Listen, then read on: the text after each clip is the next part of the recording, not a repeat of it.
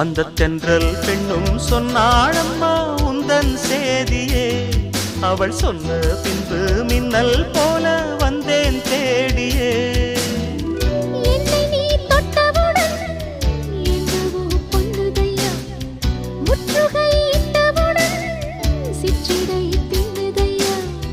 வெட்கம் விடுமோ அச்சம் விடுமோ தக்க துணைதான் பக்கம் வருமோ.